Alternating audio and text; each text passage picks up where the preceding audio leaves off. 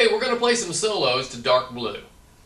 Now, Dark Blue is basically a 3-chord blues song: E minor, A minor, and B minor.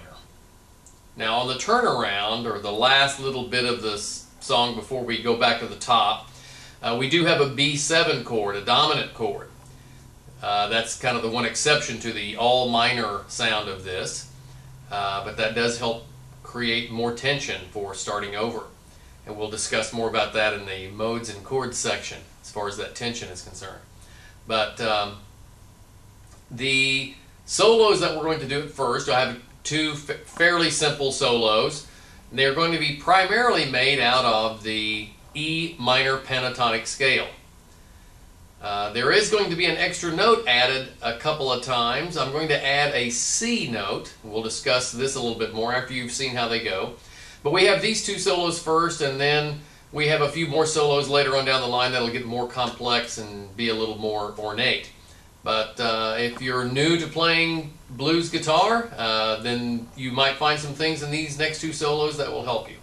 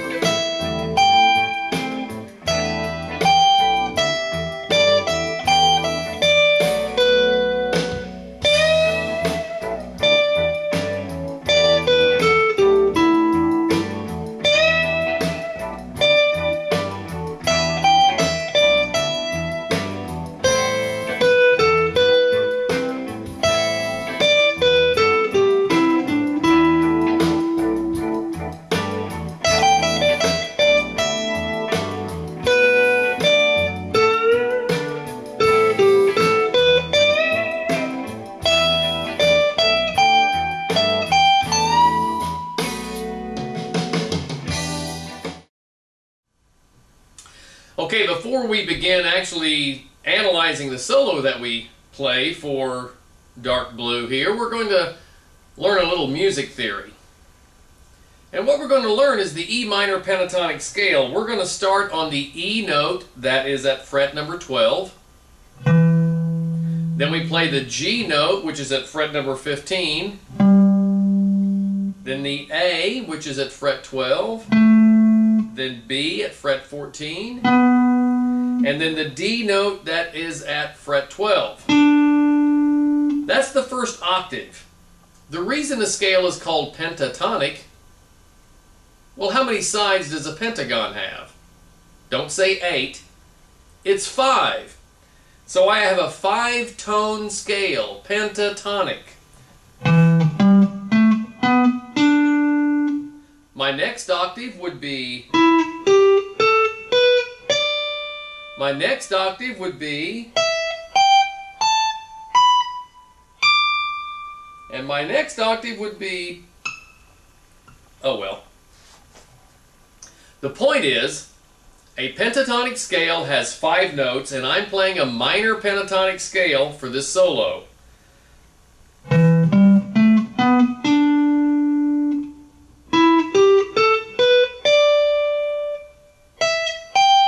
Basically, I run out of notes before I can finish a 3rd octave. So let's look specifically at what happens in the Dark Blue solo number 1.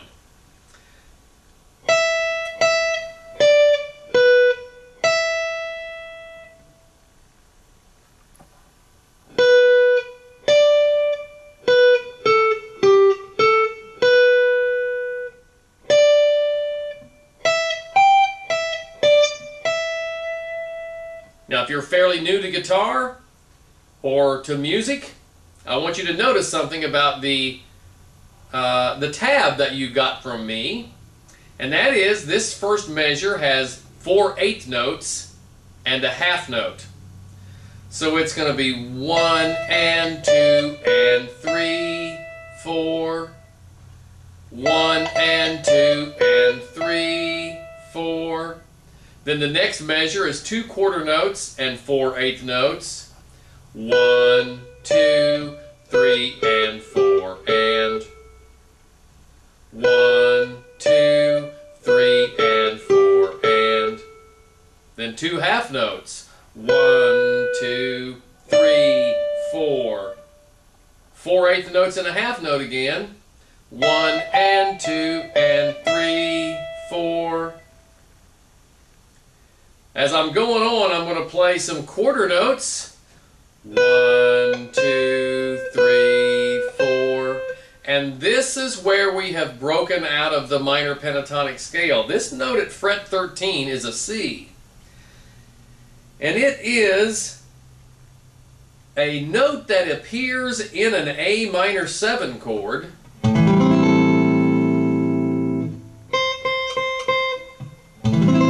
It's actually right in here too. And the reason I chose that note at this particular time in the solo is because that note is in that chord. Because when I go to the next line again, or go to the next chord, I definitely skip over that note this time. Now I could have played it, but it's not really enhancing the harmony or contributing to the harmony of this E chord so much as it does to that A minor. It's one of the reasons that you pick notes in a particular situation is because they're going to complement the chord that's being played. At measure number 7, I'm back at the E minor 7 chord with 4 quarter notes. Now I've got 4 eighth notes and a half note. Then we're on to the bottom line, which is going to be measure number 8, or measure number 9, excuse me. 2 eighth notes, a quarter note, and a half note. 1 and 2, 3, 4. Now, a B minor 7 chord contains 3 notes. B, D, F sharp. Of course, if it's a minor 7, it's going to have an A in there too.